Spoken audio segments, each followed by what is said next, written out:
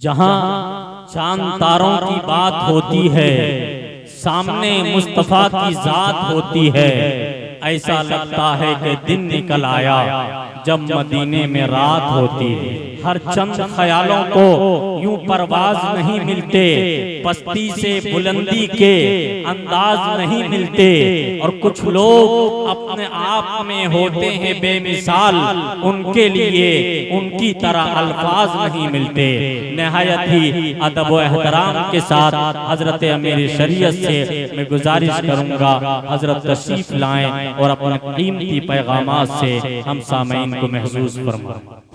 الحمدللہ رب العالمین والصلاة والسلام علی رسولہ النبی الأمی الکریم وعلی آلہ واصحابہ اجمعین، اما بعد، اعوذ باللہ من الشیطان الرجیم، بسم اللہ الرحمن الرحیم۔ لو انزلنا هذا القرآن على جبل لرأيته خاشعا متصدعا من خشية الله، صدق الله العظيم۔ قال النبي صلى الله عليه وسلم: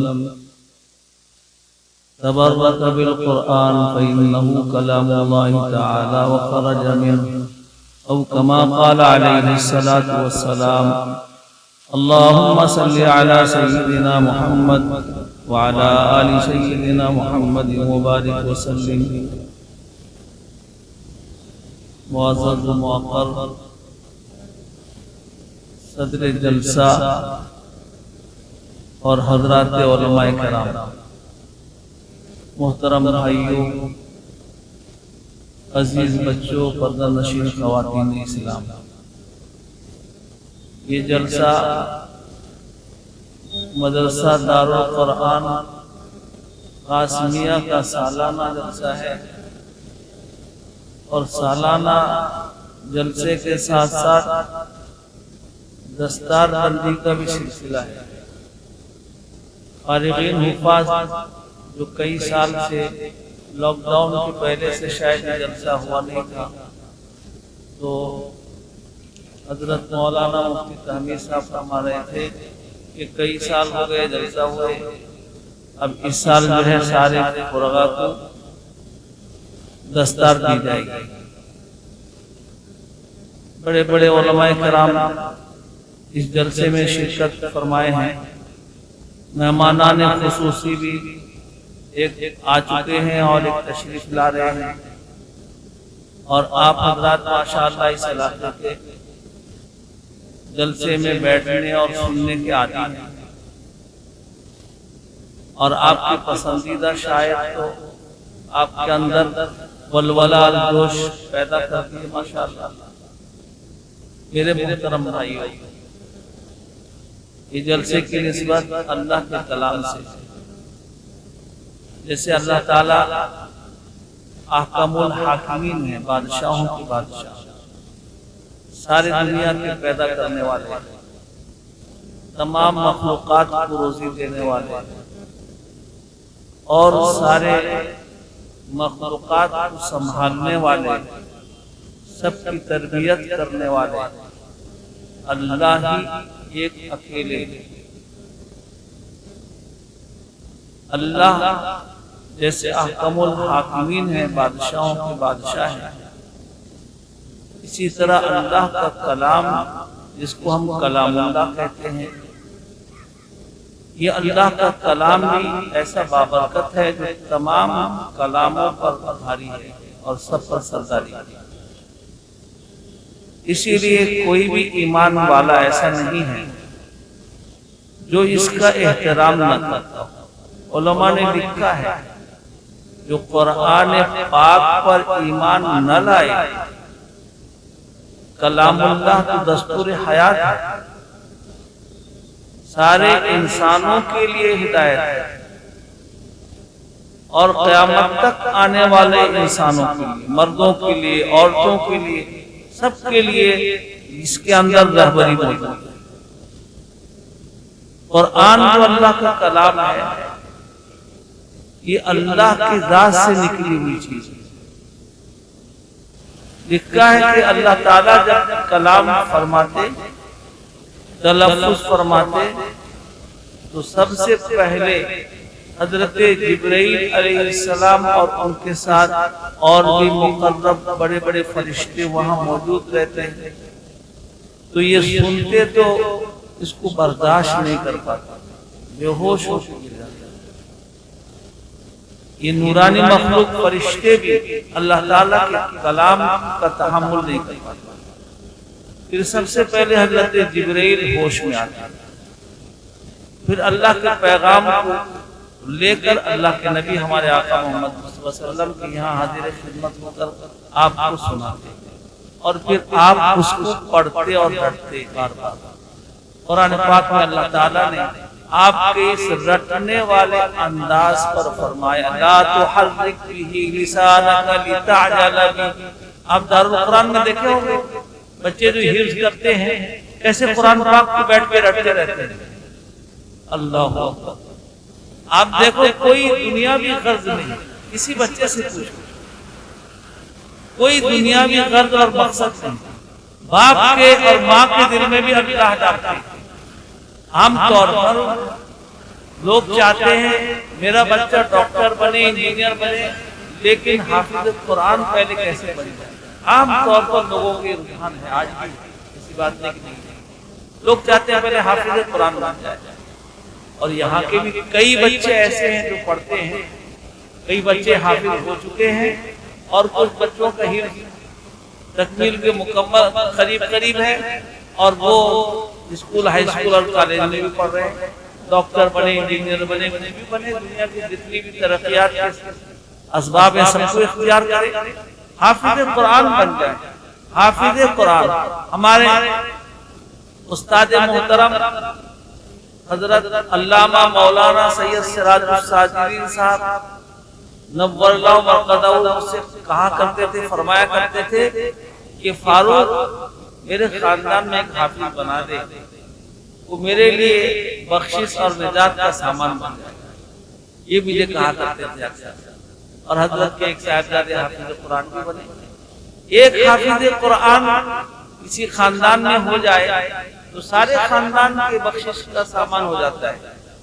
لیکن میرے بھائیوں یاد رکھیں، ان لوگوں کی شفاعت کرے گا جو لوگ جہنمی ہوں گے، جنتی ہوں گے، اللہ کے فضل و کرم سے تو جنت میں جائیں گے، اپنے ان رشتہ داروں کی شفاعت کرے گا اللہ کے سامنے جو اپنے اعمال بد کی وجہ سے، اللہ کی نافرمانی کی وجہ سے جہنم کے مستحق ہو گئے ہوں گے، جہنمی ہونے کا اعلان ہو چکا ہوگا۔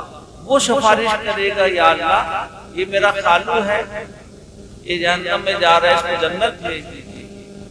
حافظ قرآن سفارش کرے گا۔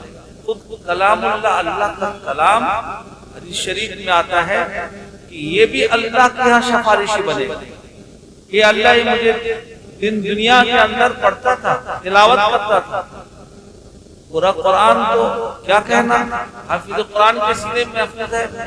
قرآن کا ایک سورہ جس کو سورہ ملک کہتے ہیں، روایت میں آتا ہے جو رات میں اس کی تلاوت کرتا ہے روزانہ، اس سورہ ملک اس کے انتقال کے بعد آ کے اس کے سینے پر سوار ہو جائے گا غسل دینے کے بعد، اور اس کے ساتھ رہے گا، قبر کے اندر بھی اس کے ساتھ رہے گا۔ منکر نکیر آ کر کہیں گے درمیان سے ہٹ جاؤ، ہمیں کچھ پوچھنا ہے، تو کہے گا جو پوچھنا ہے پوچھ لو، ہم کو تو ہٹنا نہیں ہے، ہم تو اس کے ساتھ دنیا میں بھی رہے ہیں، یہاں بھی رہیں گے، حشر کے میدان میں بھی رہیں گے، اور جنت تک پہنچا کے اس کا ساتھ چھوڑیں گے۔ جنت میں پھر نماز نہیں، روزہ نہیں، تلاوت نہیں، کچھ بھی نہیں، وہ سب تو یہی کرنا ہے ہم کو، اس کا بدلہ جنت کے اندر ملے گا۔